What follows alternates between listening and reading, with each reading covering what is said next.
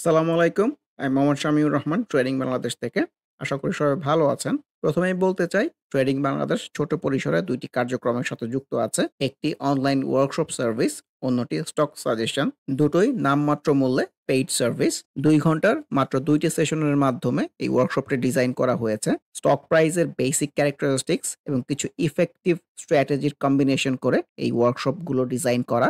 নতুন কিংবা পুরাতন যেকোনো ধরনের বিনিয়োগকারী এই ওয়ার্কশপে অ্যাটেন্ড করতে পারবেন। যারা প্র্যাকটিক্যালি ট্রেডিংটা হাতে কলমে শিখে রেগুলার ইনকাম জেনারেট করতে চান, তারা চাইলে ট্রেডিং বাংলাদেশের এই ওয়ার্কশপ কার্যক্রমে যুক্ত হতে পারেন। এর বাইরে যারা চাকরি, ব্যবসা কিংবা অন্য যেকোনো ধরনের কাজের জন্য রেগুলার এই মার্কেটটা ফলো করতে পারেন না, কিন্তু স্টক মার্কেটের সাথে কানেক্ট থাকতে চান, তারা চাইলে ট্রেডিং বাংলাদেশের স্টক সাজেশন সার্ভিসটা অ্যাভেইল করতে পারেন। এর বাইরে এই চ্যানেলে ট্রেডিং বেসিক্স নামে একটি প্লেলিস্ট রয়েছে।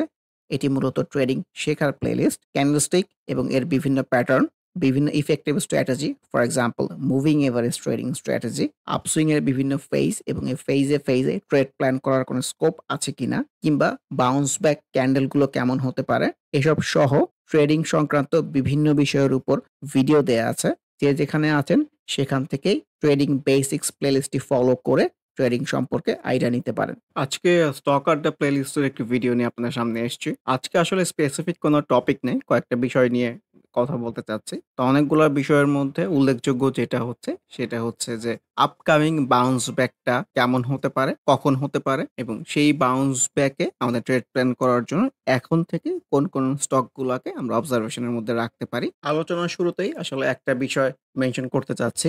প্রতিদিনই মনে করি এই বিষয়টা নিয়ে আসলে একটু মেনশন করব। কেন জানি ভুলে যাই। তো আজকে যেহেতু মনে আছে, সো এই সুযোগটি হাতছাড়া করতে চাচ্ছি না। যে কিছুদিন আগে আসলে ট্রেডিং বাংলাদেশ একটি পোস্ট দিয়েছিল যে তার ছোট্ট একটা গ্যাজেট দরকার। সো এটার রেসপন্স পাওয়া যাবে এটা মোটামুটি জানাই ছিল। কিন্তু এত ফাস্ট রেসপন্স পাওয়া যাবে আসলে এইটা একদমই এক্সপেক্টেড ছিল না। সো আলহামদুলিল্লাহ যে আপনারা যে এই চ্যানেলটা যে সবাই পছন্দ করেন, তারই বহিঃপ্রকাশ হচ্ছে এই পোস্টের রেসপন্স। ইন্টারেস্টিং ফ্যাক্ট হচ্ছে যে যিনি এই কন্ট্রিবিউটটা করেছেন তিনি তার নাম পরিচয় হাইড করতে বলেছেন। মানে এতে আমি আরো অভিভূত হয়েছি। আমি চাচ্ছিলাম তাকে ছোট্ট একটা ক্রেডিট দিব। কিন্তু যেহেতু উনি নিজে থেকেই মানা করেছেন।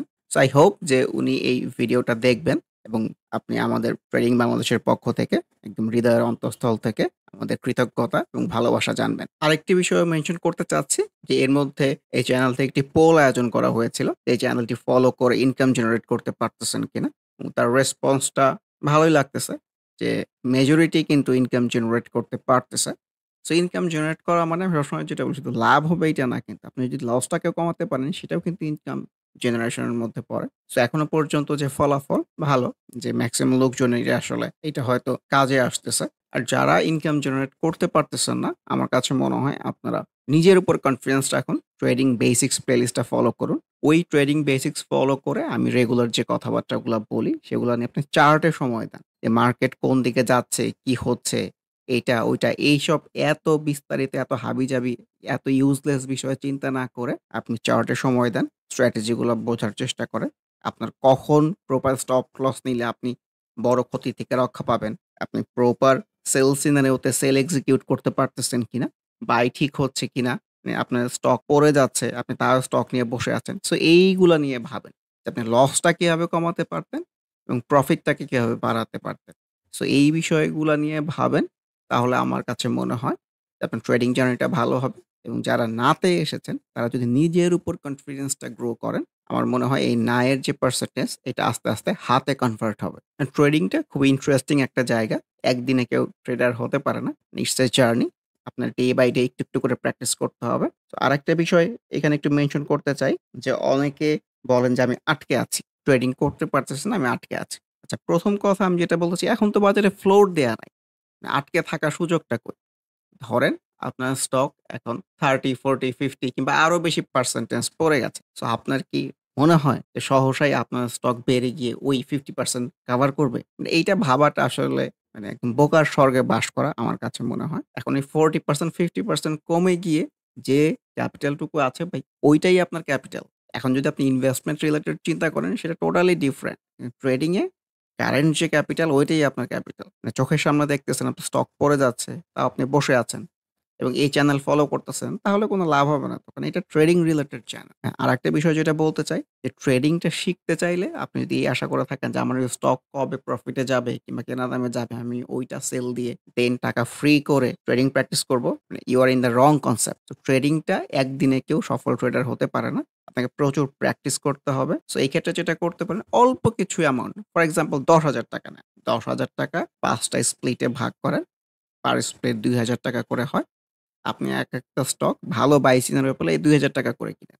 এরকম ৫ টা স্টক দিয়ে ট্রেডিংটা শুরু করেন। যেদিন মনে করেন ভালো ৫ টা বাই সিনারিও আছে আপনার কাছে মনে হচ্ছে, ৫ টা স্টকই কিনেন। যেদিন মনে করেন ২ টা ভালো বাই সিনারিও আছে, ওই ৫ টা স্লটের মেক্সিমাম গুলা দিয়েই এই ২ টা স্টকের মধ্যে এনগেজ করেন। সো এইভাবে দেখেন যে আপনার বাই গুলা ঠিক হচ্ছে কিনা, সেল সিনারিওতে সেল এক্সিকিউট করতে পারতেছেন কিনা, বাউন্স ব্যাক গুলা ধরতে পারতেছেন কিনা, প্রপার স্টপ লস নিতে পারতেছেন কিনা। ট্রেড প্ল্যান করা বলতে যেটা বোঝায় যে আপনি কখন কি করবেন? স্টক প্রাইস কমে গেলে কি করবেন? বেড়ে গেলে কি করবেন? প্রফিট কতটুকু নিবেন? এই বিষয়গুলা আপনার আয়ত্তের মধ্যে আসতেছে কিনা।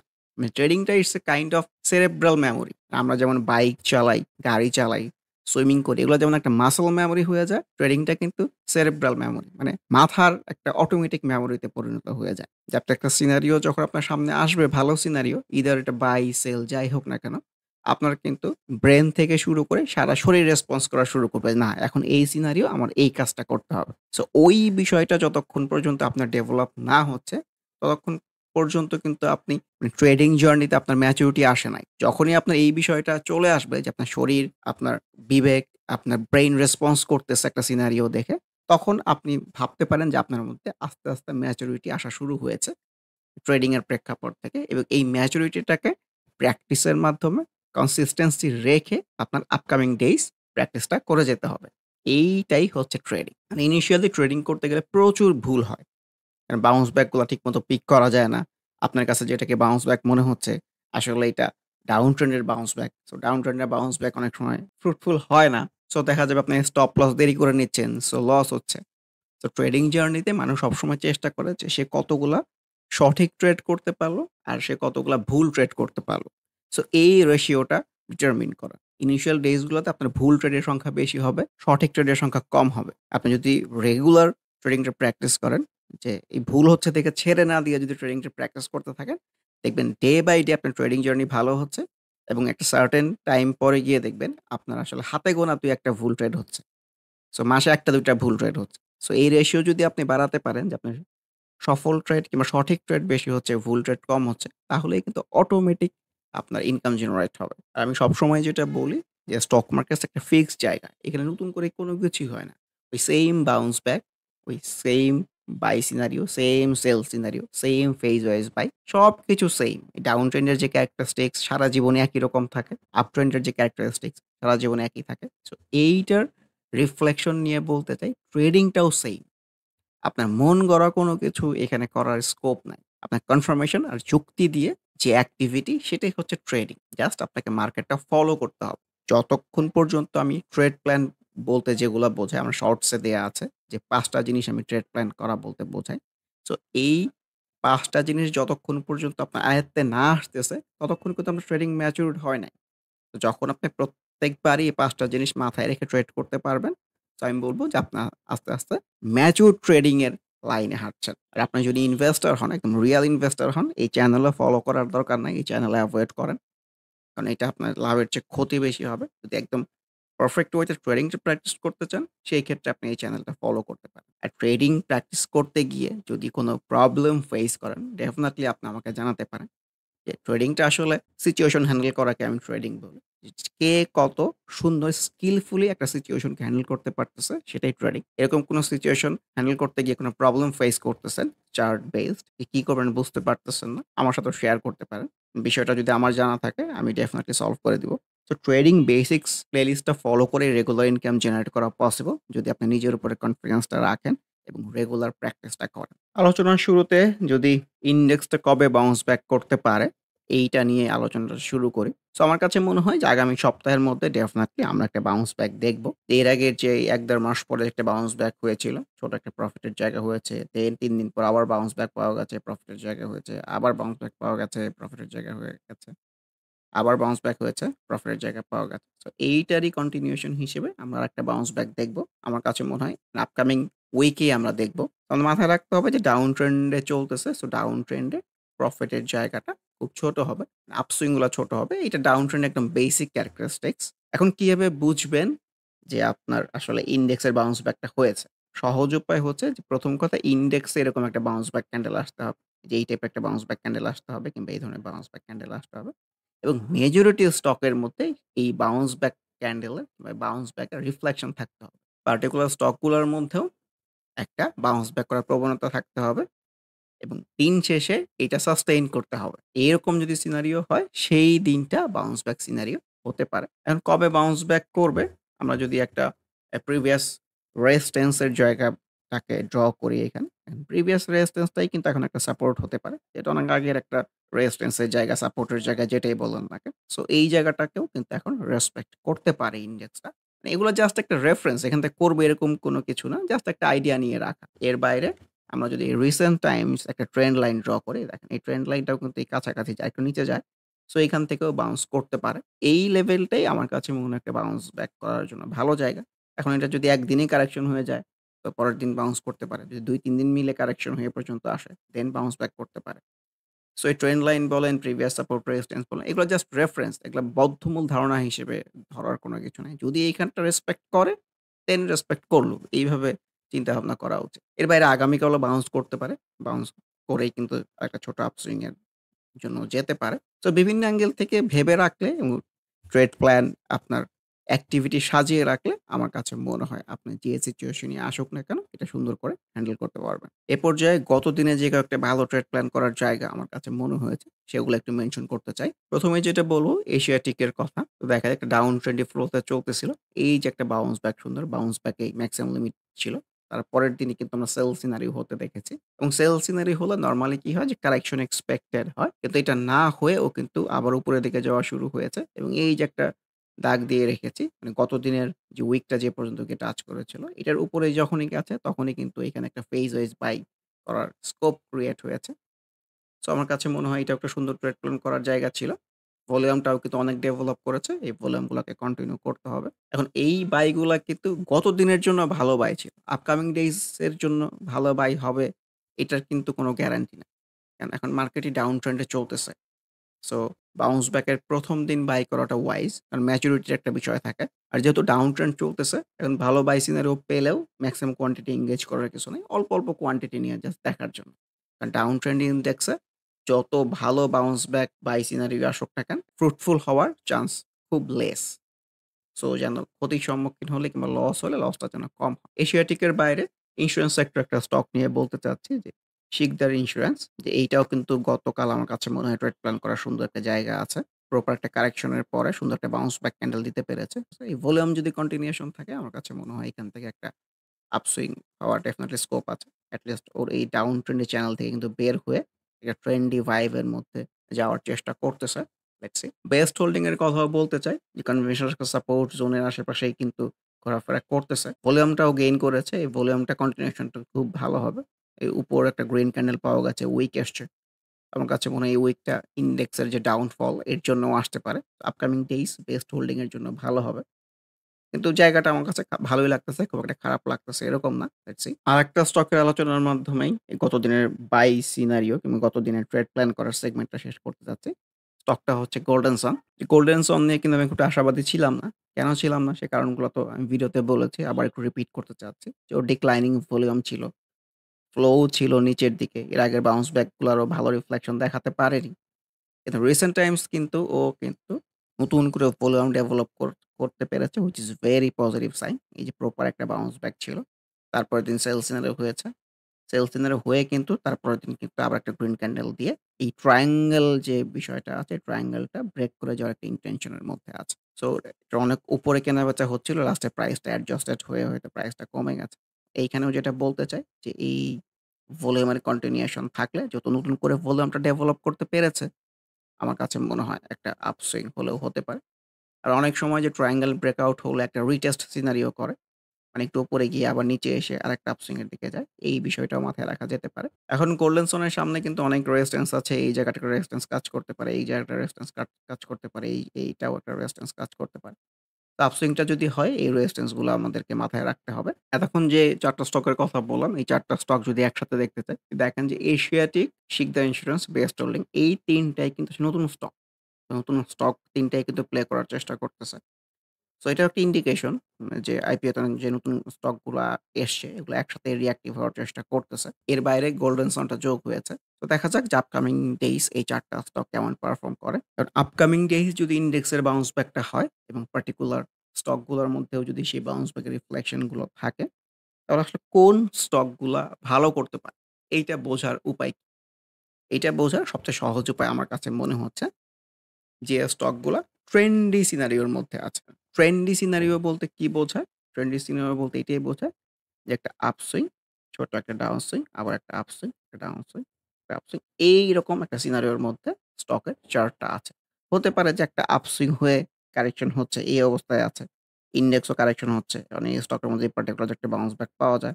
সো এটাও কিন্তু ভালো ট্রেড প্ল্যান করার জায়গা হতে পারে যে ফর অ্যানাদার আপসুইং। সো এইরকম সিনারিও গুলো যে স্টকগুলোর মধ্যে আছে সেগুলা প্রায়োরিটিতে রাখা যেতে পারে। 2nd বিষয় যেটা হচ্ছে সেটা হচ্ছে ভলিউম। যে স্টকগুলোর মধ্যে ভলিউম গুলা অ্যাক্টিভ আছে সেগুলা কিন্তু আমার কাছে মনে হয় যদি বাউন্স ব্যাক এর সাথে রিফ্লেক্টেড হয় সেগুলাকে দেখা যেতে পারে। সো এই ২ টা বিষয় যদি কম্বিনেশন করা যায়, ট্রেন্ড প্লাস ভলিউম আমার কাছে মনে হয় ডেফিনিটলি এবং সেগুলা যদি ইন্ডেক্সের বাউন্স ব্যাক এর সাথে রিফ্লেক্টেড হয়, আমার কাছে মনে হয় সেগুলা ভালো করার সম্ভাবনা বেশি। সো এরই সূত্র ধরে কিছু স্টক দেখতে চাই। সো রিসেন্ট টাইমস আমরা যদি ফুয়াং ফুডের কথাটা বলি, ওর কিন্তু ইন্ডেক্সের এই ডাউন সুইং বলেন, ডাউন ট্রেন্ড বলেন, এর মধ্যে কিন্তু সুন্দর একটা প্রফিটের জায়গা হয়েছে। ও আসলে একটা বৃহৎ পরিসরের ট্রায়াঙ্গেল এর মধ্যে ঘুরপাক খাচ্ছে। এই বটমের জায়গা থেকে বাউন্স ব্যাক করে কিন্তু প্রপার একটা আপসুইং হয়েছে। সো আপসুইং হওয়ার পরে এই প্রপার সেল সিনারি হয়ে দেখেন এই ট্রায়াঙ্গেল এর টপের জায়গা থেকে কিন্তু রেজিস্ট্যান্স টাইপ সিনারি হয়ে প্রপার কারেকশন এ আসতেছে। তো আমরা তো জানি যে স্টক প্রাইস সুইং এ চলে। যে প্রপার একটা এই যে আপসুইং হয়েছে, এখন যদি ডাউন সুইং এ এসে এই মুভিং এভারেজ আশেপাশ থেকে একটা বাউন্স ব্যাক জেনারেট করতে পারে, ইন্ডেক্সেরও রিফ্লেকশন টা থাকে, এখান থেকে কিন্তু একটা আপসুইং হতে পারে। দেশবন্ধুর ক্ষেত্রেও কিন্তু সেম রিফ্লেকশন। এই ডাউন ট্রেন্ড, ডাউন সুইং এর মধ্যেও কিন্তু প্রপার একটা প্রফিটের জায়গা হয়েছে। প্রপার একটা আপসুইং হয়েছে। এখন সেল সিনারি হয়ে রেজিস্ট্যান্স পেয়ে কারেকশন হচ্ছে। ও যদি আবার মুভিং এভারেজ আশেপাশ থেকে একটা বাউন্স ব্যাক জেনারেট করতে পারে, আরেকটা কিন্তু আপসুইং এর জন্য দেখা যেতে পারে। টেক্সটাইল সেক্টরের একটা স্টকের কথা বলতে চাই। রিসেন্ট টাইমস আমার কাছে মনে হয় একটু ট্রেন্ডি হওয়ার চেষ্টা করতেছে। ফর এক্সাম্পল পিটিএল এই যে প্রপার একটা আপসুইং, দেন এই যে ডাউন সুইং, আবার একটা আপসুইং, দেন এই যে ডাউন সুইং। ও যদি নিচের থেকে যদি একটা বাউন্স ব্যাক জেনারেট করতে পারে, ইন্ডেক্সেরও রিফ্লেকশন থাকে, আমার কাছে মনে হয় আরেকটা আপসুইং এর জন্য দেখা যেতে পারে। কারণ এখানে ভলিউমটাও কিন্তু অ্যাক্টিভ আছে। এট লিস্ট এই যে ড্রাই টাইপের ভলিউমের মতো না। ভলিউমটাও কিন্তু একটু হলেও অ্যাক্টিভ করতে পেরেছে। টেক্সটাইল সেক্টরে আরো কিছু স্টক নিয়ে বলতে চাই, যেগুলো বেশি রিঅ্যাক্টিভ প্লাস ভলিউমের অ্যাক্টিভিটি আছে। ট্রেন্ডি সিনারিও বলতে যেটা বলেছিলাম যে একটা upswing, down swing, upswing, down swing এইরকম থাকবে। তো আমার কাছে মনে হয় ম্যাক্সনের মধ্যেও এরকম একটা ফ্লো আছে। এই যে একটা বাউন্স ব্যাকটা হয়ে কিন্তু প্রপার একটা আপসুইং এ আছে। এখন এই যে প্রপার ডাউন সুইং এ আসতেছে। ও যদি এর মধ্যে যদি একটা বাউন্স ব্যাক জেনারেট করতে পারে, ইন্ডেক্স এর রিফ্লেকশন থাকে আরেকটা আপসুইং এর জন্য দেখা যেতে পারে। কিছুদিন ধরেই তো ম্যাক্সন নিয়ে বলতেছি। কারণ যেহেতু ভলিউমটা কিন্তু ওই যে অ্যাক্টিভ আছে। এট লিস্ট এই যে এই ড্রাই টাইপের ভলিউম কিন্তু নাই। আর ভলিউম যদি আস্তে, আস্তে ডিক্লাইন হয়ে আবার ড্রাই হয়ে যায় তাহলে কিন্তু আসলে কোন কিছু হবে না। মেট্রো স্পিনিং এর কথাও বলতে চাই। ও একটা রিঅ্যাক্টিভ এবং ট্রেন্ডি সিনারিও এর মধ্যে আছে। ভলিউমের অ্যাক্টিভিটি আছে আমার কাছে মনে হচ্ছে। এই প্রপার একটা আপসুইং, সেল সিনারিও কারেকশন, একটা বাউন্স ব্যাক জেনারেট করতে পারলে কিন্তু আরেকটা আপসুইং এর জন্য দেখা যেতে পারে। টেক্সটাইল সেক্টরে আরো কিছু স্টক আছে যেমন ডিএসএসএল, ভিএফএস। সো এগুলোর কথা আর এখন বলতে মানে এগুলোর চার্ট আসলে দেখাতে চাচ্ছি না। কারণ সিনারিও সেইম। কারণ metro, Maxon, PTL recent Times বেশি রিঅ্যাক্টিভ ছিল। সো এগুলো নিয়ে কথা বললাম। এর বাইরে কিন্তু আমরা মিউচুয়াল ফান্ড সেক্টরটাকেও গত সপ্তাহে কিছুদিন ২-১ দিন ভালো করতে দেখেছি। এটার মধ্যে উল্লেখযোগ্য হচ্ছে কিন্তু ফার্স্ট প্রাইম মিউচুয়াল ফান্ড। এই দেখেন, এটা নিয়ে অনেক আলোচনা করেছি যে এই মুভিং এভারেজ এর গা ঘেঁষে, ঘেঁষে উপরের দিকে যাওয়া শুরু করলে একটা পজিটিভ সাইন থাকে। তার রিফ্লেকশন দেখা গেছে। সো এই একটা ট্রেন্ডি সিনারির মধ্যে গেছে যে কেবল একটা আপসুইং হয়েছে। এখন এই আপসুইং এর পরে যদি প্রপার একটা ডাউন সুইং হয়, এখান থেকে যদি একটা বাউন্স ব্যাক পাওয়া যায়, যেহেতু ভলিউম গুলো অ্যাক্টিভ আছে, ভলিউমের কন্টিনিউশন যদি থাকে আমার কাছে মনে হয় ইন্ডেক্সের রিফ্লেকশনটা পেলে আরেকটা আপসুইং এর জন্য দেখা যেতে পারে। সো এই সেক্টরের মধ্যে গোল্ডেন জুবিলি স্টকটাকেও দেখা যেতে পারে। এই প্রপার একটা আপসুইং হয়েছে। আর যদি প্রপার একটা কারেকশন হয় আরেকটা আপসুইং এর দিকে যায়। যেহেতু ভলিউম গুলা অ্যাক্টিভ আছে এবং এগুলোর কন্টিনিউশনটা লাগবে। এই কন্টিনিউশনটা খুবই জরুরি হবে। সো এইভাবেও ভেবে দেখা যেতে পারে। ডাউন ট্রেন্ড এর মধ্যে একটা স্টককে বলতে চাচ্ছি। কিছুদিন আগেও কিন্তু ছোট হলেও একটা প্রফিটের জায়গা হয়েছে। সো আবার কিন্তু কারেকশন এ আসতেছে। আবার একটা বাউন্স ব্যাক জেনারেট করতে পারলে এটা কিন্তু একটা প্রফিটের জায়গা হতে পারে। বাট ছোট আপসুইং এর জন্য ইমানুয়েল ওয়েল এর কথা বলছি। যেহেতু ভলিউম আর অ্যাক্টিভিটি টা ভালো আছে। সো ইমানুয়েল ওয়েল ভালো করলে সিপার্ল কেও দেখা যেতে পারে। মোটামুটি একই ফ্লো তেই চলে আমার কাছে মনে হয়। রিসেন্ট টাইমস চলতেছে। ইমানুয়েল ওয়েলটা বেশি রিঅ্যাক্টিভ হচ্ছে, সিপার্লটা একটু কম রিঅ্যাক্টিভ হচ্ছে। এর বাইরে যে স্টকটা আছে ইফাদ অটোস ও কিন্তু এই যে ডাউন ট্রেন্ডি চ্যানেল থেকে বের হতে পেরেছে। এখন সামনে এই যে মুভিং এভারেজ 50 একটা রেজিস্ট্যান্স আছে, এখানে রেজিস্ট্যান্স পায় কিনা? ভলিউম গুলাও কিন্তু সুন্দর ডেভেলপ করার চেষ্টা করতেছে। খুবই পজিটিভ সাইন। দেখা যাক প্রপার একটা আপসুইং হয় কিনা নাকি রেজিস্ট্যান্স পেয়ে আবার নিচে চলে আসে। ফাইন ফুড এর কথা বলতে চাই যে প্রপার একটা সাইড প্লে করার চেষ্টা করতেছে আমার কাছে মনে হয়। যে এই কারেকশন হচ্ছে না এট লিস্ট। সো এটাও ভালো করতে পারে। যেহেতু কারেকশনটা হচ্ছে না। কিন্তু ভলিউমটা আসলে যে এই লেভেলের চেয়ে কমে গেছে যখন প্রপার একটা আপ সুইং এ ছিল। ভলিউমটা কমে গেছে এটা একটু চিন্তার বিষয়। কিন্তু ক্যান্ডেল ওয়াইজ যে খুব একটা খারাপ আসতেছে এরকম না। একটা সাইড প্লে করার চেষ্টা করতেছে। সো সাইড প্লে এই টাইপের জায়গাকে আমি থ্রেশহোল্ড বলতে চাই। যেটা উপরে নিচে যেকোনো দিকে যেতে পারে। সো উপরে একটা গ্রিন ক্যান্ডেল দিয়ে ফেললেও অবাক হওয়ার কিছু নাই। আবার হঠাৎ করে একটা রেড ক্যান্ডেল দিয়ে ফেললেও অবাক হওয়ার কিছু নাই। সো এই টাইপের থ্রেশহোল্ড জায়গাতে মানে এনগেজ অবস্থার চেয়ে ডিসএনগেজ থাকাটা আমার কাছে ওয়াইজ মনে হয়।